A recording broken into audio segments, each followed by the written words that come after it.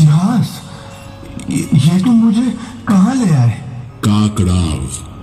चाहो तो इसे काकड़ाए, काकनाद बोट या बोट श्री पर्वत भी कह सकते हो, जिसे आज तुम सांची कहते हो।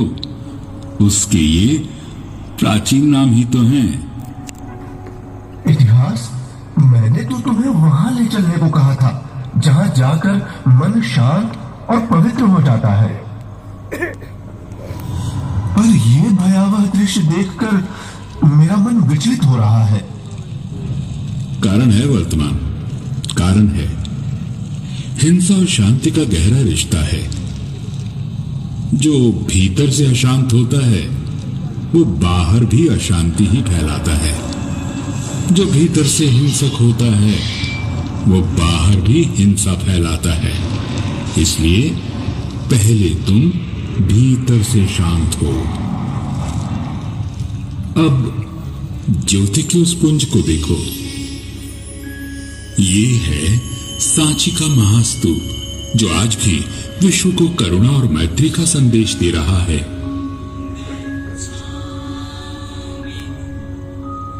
केवल तथागत बुद्ध के ही नहीं, उनके महान शिष्य सारिपुत्र और महामौदगल्यायन के अस्थि अवशेष भी सांची आए।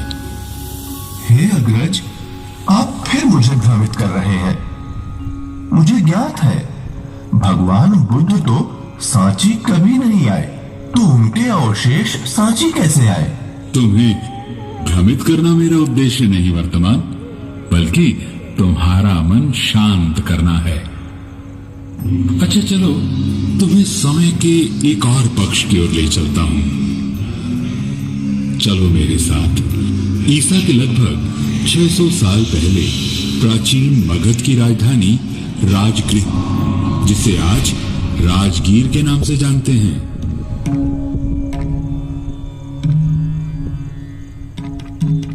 ये महात्मा कौन है इतिहास, जिनके दर्शन मात्र से मेरा मन प्रेम और करुणा से भर उठा, क्रोध और शत्रुता जाती रही, हृदय दया और मैत्री जैसे कोमल भावों को पा निर्मल हो गया।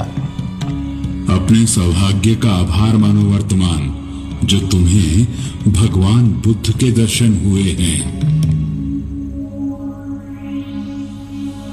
आज तथागत चीवर पहन, भिक्षा पात्र उठाए, भिक्षु संघ के साथ राजगृह की ओर जाते हैं। आज के दिन कुछ विशेष होने वाला है। देखो।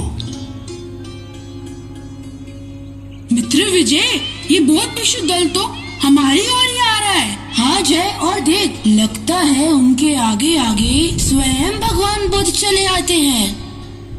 भगवान बुद्ध, मैं भी उन्हें भिक्षा दूंगा। जय रुको, तुम क्या दान दोगे? तुम्हारे पास तो अन्न भी नहीं है। प्रणाम, मेरी ओर से ये एक मुट्ठी मृदा स्वीकार करें।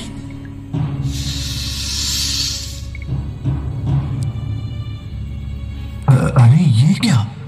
नन्हे जय ने एक मुट्ठी मिट्टी भगवान के भिक्षा पात्र में डाल दी और वे भिक्षा स्वीकार कर मुस्कुरा दिए। परंतु क्यों? यही प्रश्न आनंद ने भी किया, जिसे सुनकर भगवान ने अपनी आंखें मूंद ली, जैसे काल के पर्दे हटा कुछ देख रहे हों। आंखें खुली और बुद्ध मुस्कुराते हुए बोले, आनंद, इस महान भिक्षा और पुण्य कर्म के कारण तथागत के परिनिर्वाण के 200 वर्ष बाद वह बालक पाटलिपुत्र में सम्राट बनेगा। वह चक्रवर्ती सम्राट मनुष्यता की भलाई के लिए मेरी अस्थियों के अवशेषों को दूर दूर तक ले जाएगा और उन पर 84,000 स्तूपों का निर्माण करेगा। वह पूरे जम्बू द्वीप को मेरे अवशेषों से सजा देगा, जिसका मनुष्य ही नहीं देवता भी आदर करेंगे। बुद्ध की वाणी सच हुई।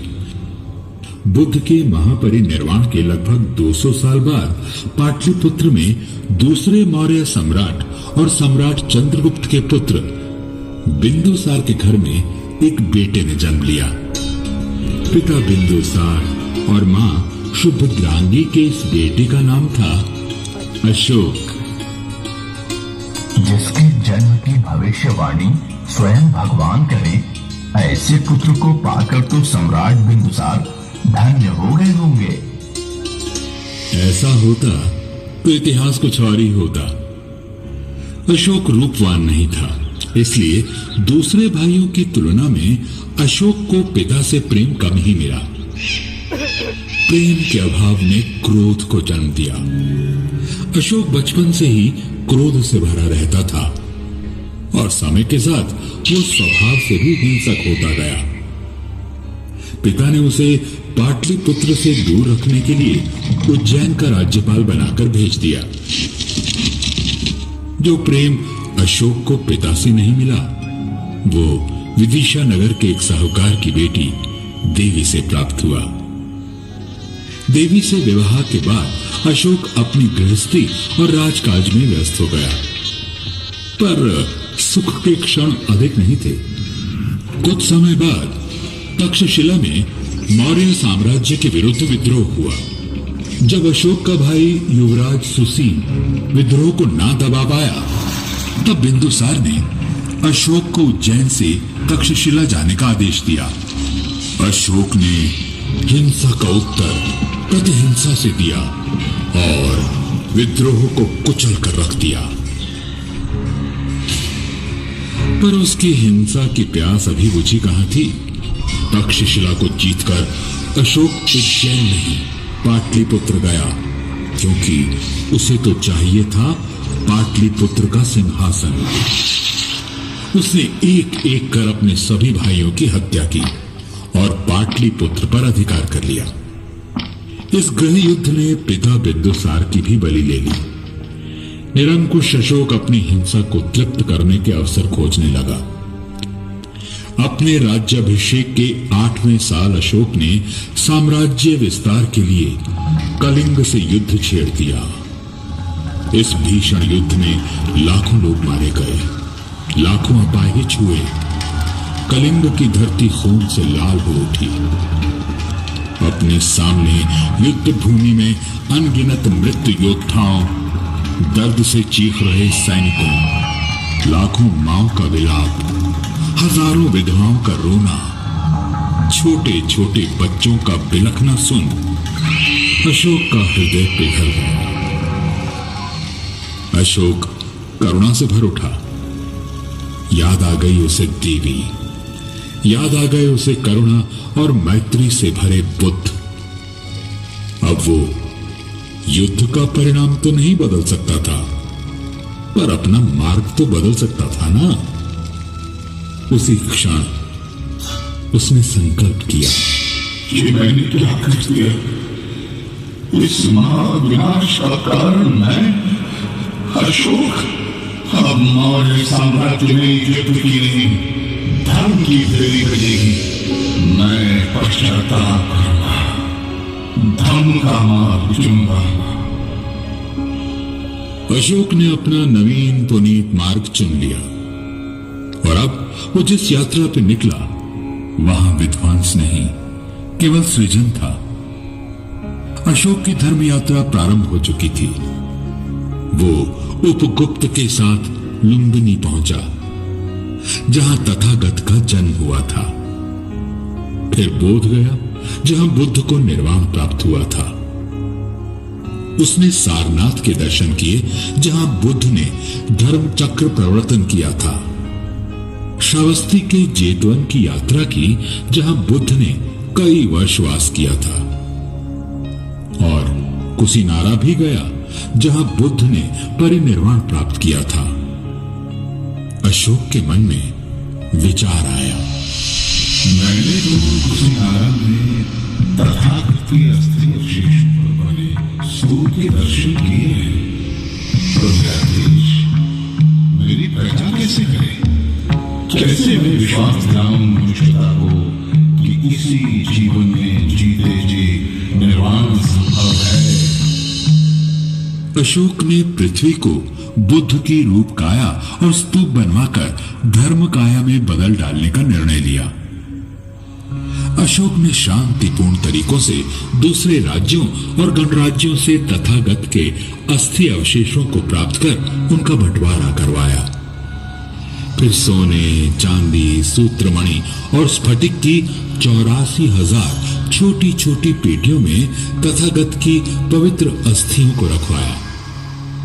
उन पेटियों को अस्थि कलशों में रखवाकर उनके साथ 84,000 आलेख रखवाए गए। जिस दिन 84,000 स्तूपों के निर्माण का काम पूरा हुआ, उस दिन से अशोक धर्म राजा के नाम से जाना जाने लगा। एक समय का दुष्ट, हत्यारा, चंड अशोक अब धम्म अशोक था।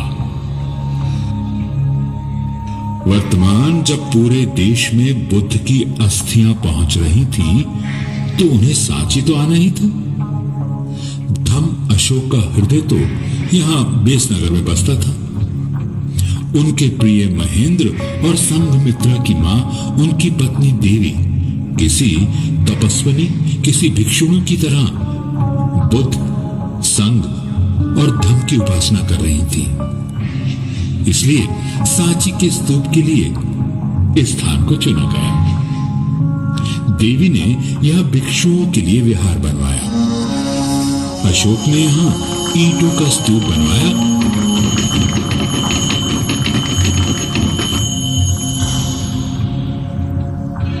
और साथ ही 42 फीट ऊंचा अशोक स्तंभ भी लगवाया। यह स्तंभ सारनाथ के अशोक स्तंभ जैसा ही था।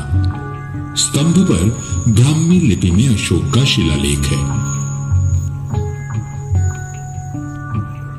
सांची के आसपास अशोक ने सतधारा और सोनारी में भी स्तूप और विहार बनवाए। केवल अशोक ही नहीं, देवी विदिशा ने भी महान त्याग किए।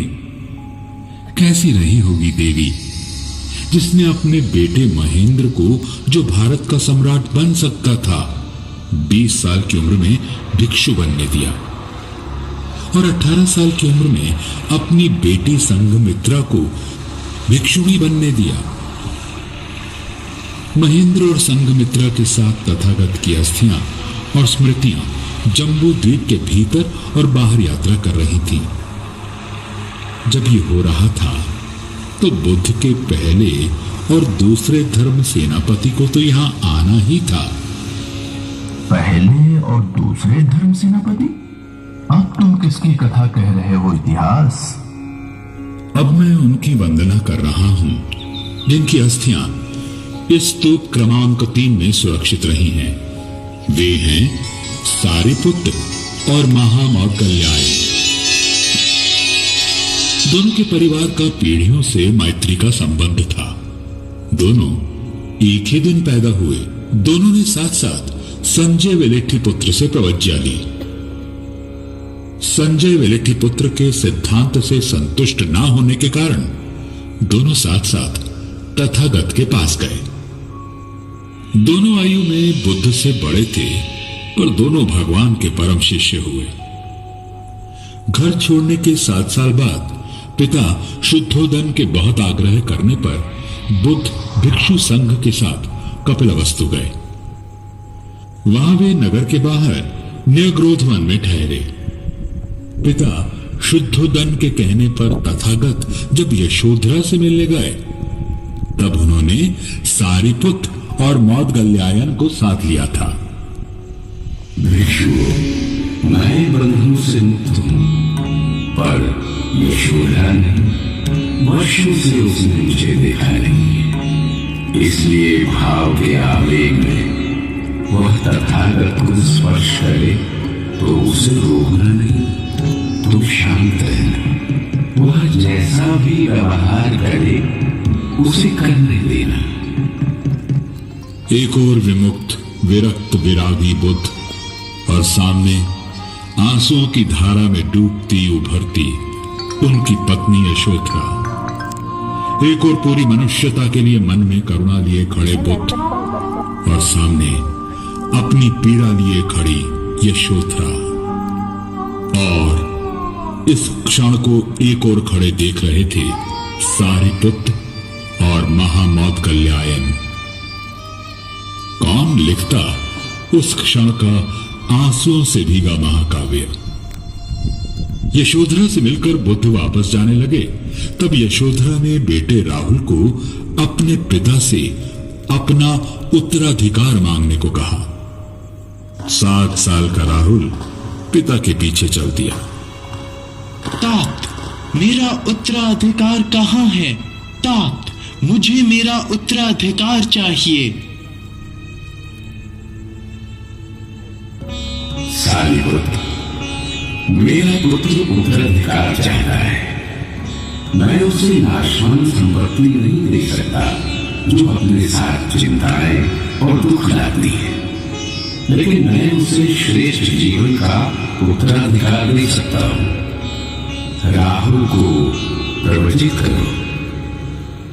बुद्ध ने राहुल को उत्तराधिकार में धम्म का मार्ग दिया। राहुल की प्रवज्ञा में सारिपुत्र उसके उपाध्याय और महामौदगल्यायन आचार्य हुए। कई मौकों पर तथागत ने सारिपुत्र और मौदगल्यायन की मुक्त कंठ से प्रशंसा कर उनका अनुकरण करने को कहा, और ये प्रशंसा अकारण भी नहीं थी। जिस तरह उन दोनों ने बुद्ध का अनुकरण किया, वैसा और कोई नहीं कर पाया। मन, वचन, कर्म से वे दोनों बुद्ध ही हो गए थे। जब परिनिर्वाण का समय निकट आया, तब भी सारिपुत्र औरों के उद्धार के बारे में ही चिंतित था। वो अपनी मां, अपनी जननी के पास गया और उन्हें धम्म का मार्ग दिखाते हुए प्रकाश में लीन हो गया। महामौदगल्यायन का अपने मित्र से वियोग हुआ, पर अधिक समय के लिए नहीं। अपने संचित कर्मों का हिसाब किए बिना परिनिर्वाण संभव नहीं। पूर्व जन्म की हिंसा के फलस्वरूप महामौदगल्यायन के द्वार पर हत्यारे आ पहुंचे, पर करुणा मूर्ति ने धैर्य खोए बिना अपनी नियति को स्वीकार किया। सारिपुत्र के परिनिर्वाण के 7 दिन बाद महामौदगल्यायन भी कर्म बंधन से मुक्त हुए। मुझे वह दृश्य आज भी याद है जब बुद्ध ने सारिपुत्र की पवित्र अस्थि अपने हाथ पर ली और भिक्षु संघ से कहा, भिक्षु, देखो, महाप्रज्ञ की धातुओं को वीता, जितेंद्रिय, निर्वाण प्राप्त सारिपुत्र की वंदना करो। वह क्षमा में पृथ्वी के समान थे, अक्रोधी थे, इच्छाएं कभी उन्हें विचलित नहीं कर सकी। वे अनुकंपन थे। उन्होंने कारुणिक निर्वाण पद प्राप्त किया है।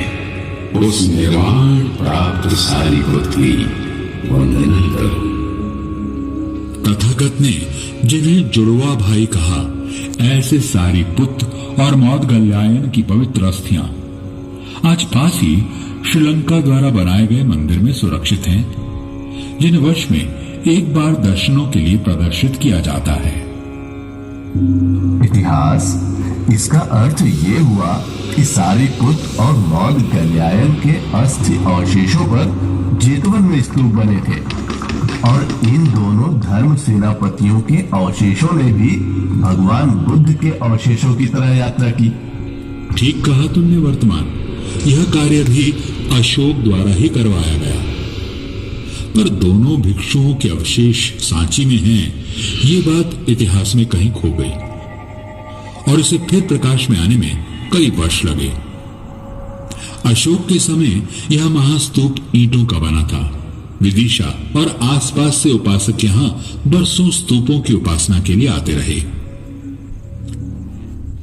एक दिन मौर्य साम्राज्य के सेनापति पुष्यमित्र शुंग ने छल से अंतिम मौर्य सम्राट बृहद्रथ की हत्या कर दी। मौर्य साम्राज्य का पतन हुआ और उसी के साथ शुंग वंश का उदय।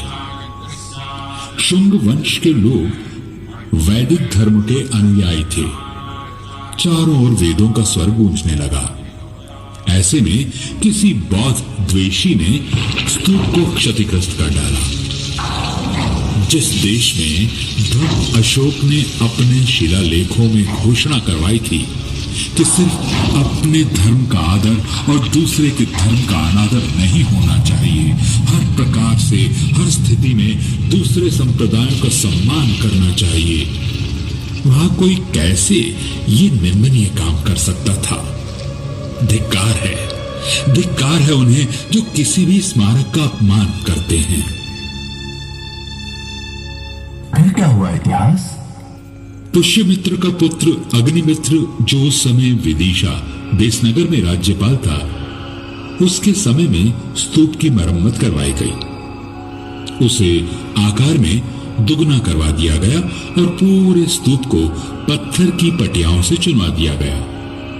शुंग वंश के बाद सातवाहनों के शासन में ईसा से पहली शताब्दी में चारों दिशाओं में 4 तोरण द्वार और स्तूप के चारों ओर वेदिका जोड़ी गई। तोरण द्वारों पर जातक कथाएं, बुद्ध के जीवन की महत्वपूर्ण ऐतिहासिक घटनाएं और उसके बाद के धम्म से संबंधित इतिहास और आख्यानों को शिल्पों में उकेरा गया है। इनमें अशोक का बोधि वृक्ष का दर्शन और प्रवास भी उल्लेखनीय है। ध्यान देने वाली बात यह है कि तोरण द्वार के इन शिल्पों में बुद्ध को मूर्ति रूप में न दिखाकर सिंहासन, चक्र और पद्म चिन्ह जैसे प्रतीकों में दिखाया गया है। गुप्त सम्राट वैष्णव धर्म के समर्थक थे, पर उनके शासन में सांची और कला का विकास हुआ। गुप्त काल में स्तूप के पास कई मंदिर और विहार भी बने। 7वीं से 12वीं शताब्दी तक मंदिर और विहारों का निर्माण होता रहा और वैदिक धर्म और बुद्ध धर्म साथ साथ पनपते रहे। साम्राज्य बदलते रहे, पर सांची बदलती हुई राजनीति से अप्रभावित निरंतर समृद्ध होती रही। 14वीं शताब्दी के बाद सांची वीरान हो गया। सन 1818 में सांची प्रकाश में तब आया जब जनरल टेलर ने सांची के खंडहरों को ढूंढ निकाला। खंडहरों के प्रकाश में आते ही सांची खजानों की खोज करने वाले शिकारियों और उत्साही पर अप्रशिक्षित पुरातत्व शास्त्रियों का शिकार स्थल बन गया। स्मारकों में छिपे रहस्यों को ढूंढने और छिपे खजानों को लूटने की चाह ने सांची के स्मारकों को बड़ा नुकसान पहुंचाया। 1851 में सर अलेक्जेंडर कनिंघम और कैप्टन F.C. मेसी द्वारा कई स्मारकों की खुदाई करने की जल्दबाजी ने भी स्मारकों के नुकसान और लूट में योगदान दिया। हालांकि वे स्तूप क्रमांक 2 और 3 से अस्थि अवशेषों की छोटी छोटी पेटियां पाने में सफल हुए। स्तूप क्रमांक 3 से मिली 2 पेटियों के ढक्कन पर छोटा अभिलेख लिखा था। जो पेटी दक्षिण की ओर थी उस पर लिखा था सारिपुत्स यानी सारिपुत्के, और जो उत्तर की ओर थी उस पर लिखा था महामोगलांस यानी महामौदगल्यायन के। ओह, यानी अभिलेखों के कारण सारिपुत्र और मौदगल्यायन के अवशेषों की पहचान हुई। हाँ, दोनों मित्र जन्म में साथ रहे, जीवन में साथ रहे, परिनिर्वाण में साथ रहे और स्तूप में भी साथ साथ रहे। दाएं और बाएं जैसे दोनों बुद्ध के दाएं और बाएं रहा करते थे। सांची के पास सतधार के स्तूप में भी इस प्रकार सारिपुत्र और महामौदगल्यायन के अस्थि अवशेष मिले। सन 1912 से 1918 तक सर जॉन मार्शल ने व्यवस्थित उत्खनन कर स्तूपों एवं विहारों को सामने लाने एवं वर्तमान स्वरूप में लाने के लिए अथक प्रयास किया। इतिहास पर यहाँ स्तूपों के साथ साथ मंदिर भी तो है। मंदिर भी तो धर्म का ही मार्ग दिखाते हैं वर्तमान, और एक दूसरे के धर्म का आदर करना ही सहिष्णुता है। आज सांची में 3 स्तूपों सहित लगभग 50 स्मारक हैं। इतिहास के अलग अलग कालखंडों में समन्वय और सहिष्णुता, यही तो सांची और भारत का दर्शन है। मेरा कार्य पूरा हुआ।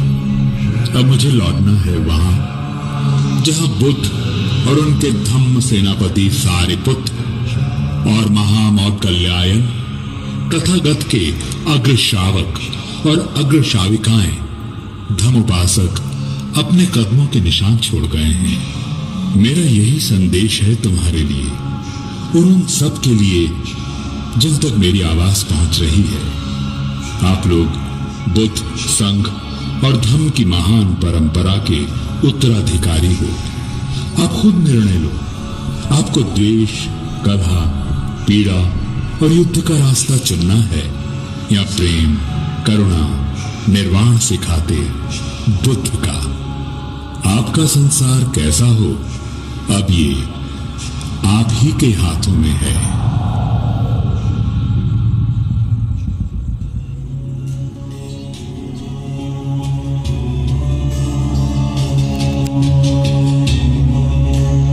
और इस प्रकार शांति और सौहार्द का संदेश देकर इतिहास अंतर ध्यान हो गया और हमारी कथा भी पूरी हुई। इतिहास ने वर्तमान के कंधों पर जो दायित्व धरा है उसे हमें मिलकर निभाना है। इस कार्यक्रम के अंत में हम आपसे यही कामना करते हैं कि आप अपने जीवन को प्रेम के पथ पर लाने का प्रयास करें। ये थी मध्य प्रदेश पर्यटन विभाग की प्रस्तुति।